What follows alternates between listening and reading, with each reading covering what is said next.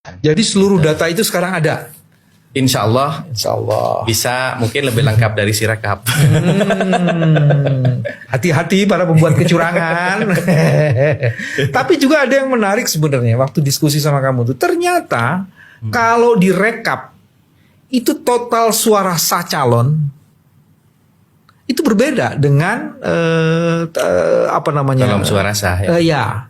Iya, kolom jadi suara sah. Di dalam C1 itu kan ada suara paslon 1, 2, 3. Ada Kemudian ada total suara sah. Total suara Dengan sah. harus diinput semua. Kalau saya jumlah dari hasil saya ngambil data di KPU, robot kita jalan gitu ya. Itu ada selisih berapa ya? Kurang lebih 24 juta. 24 juta. Iya. Jadi di total suara paslonnya itu ada 100 berapa? 128 juta. 128 juta. Sementara di kolom suara saya itu hanya 104 juta. Ini udah diperiksa belum? Apakah ini kecurangan yang lain? Ya ini dugaannya bisa karena mungkin tidak diisi, atau sebaliknya mungkin suara paslon ada yang digelembungkan, entah yang mana kan. Gitu. Kalau tidak diisi maladministrasi, kalau Ya. digelembungkan oleh orang yang gelembung dan gemblung, itu artinya ada kejahatannya di situ. Ya itu bahasa hukum, monggo. Ya, Saya hanya membantu dari sisi IT untuk proses hukumnya. Iya. Supaya Kalau itu nggak pakai robot kan yang tadi itu? Pakai ya robot itu juga? hasil robot saya ngambil, baru saya perintahkan robot untuk menghitung.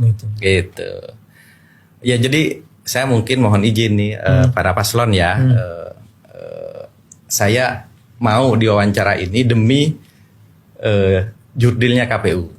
Jadi memang tujuannya itu tidak ada, maksudnya paslon yang manapun harus menang secara bersih. Jangan sampai mungkin sudah menang, tapi dikotori di KPU kan jadi dicap curang. Gitu. Dia Makanya tidak punya legitimasi. Nah, Dan kita lagi ngomong KPU, nggak ngomong paslon. Nah, oke. Tapi ada paslon yang dirugikan, ada yang diuntungkan. Tapi kita tidak ngomong paslonnya. ini kan KPU mengatakan ini, KPU telah koreksi data anomali Sirekap. Dia ngomongnya anomali, gitu, 1.541 TPS. Iya. Tapi temuannya Mas Anas justru ada di 253.530 TPS.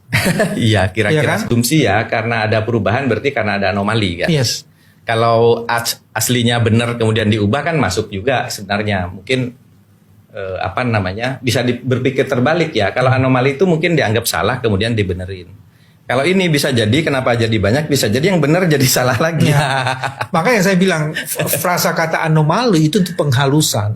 Gitu ya. Kita ini sekarang melihat dalam kondisi progres TPS di 78%. Jadi kalau saya masih punya asumsi baik, masih ada sisa nih sekitar 22% lagi.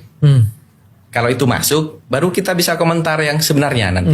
Kita Dinyatakan selesai gitu. 100% selesai. Nah, baru kita keluarkan, oh ini curang, ini dimanipulasi dan sebagainya. Kalau sekarang kan KPU masih boleh memperbaiki. Tapi ada isu yang nggak masuk akal juga, Mas Anas.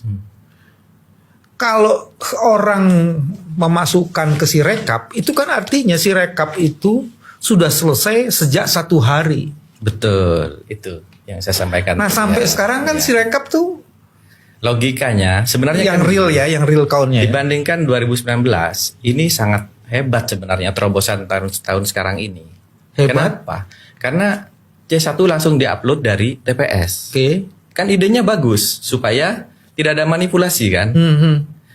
Dan kenyataannya memang semua TPS besoknya sudah tutup, berarti sudah terupload dong semua. Logikanya begitu, berarti data sudah masuk ke KPU pusat. Kok tapi keluarnya diincrit-incrit. Nah, gitu kenapa keluarnya satu-satu gitu? Apakah proses digital ini ternyata manual juga? Satu. Atau digitalnya mungkin ditimbang-timbang dulu nih mau tayang apa enggak, kan bisa juga. Dipilih yang mana yang harus ditayangkan. Ya, orang jadi berpikir begitu. Karena kalau memang real time dari TPS masuk ya udah masuk aja. Baru kita koreksi sama-sama kalau ada yang salah.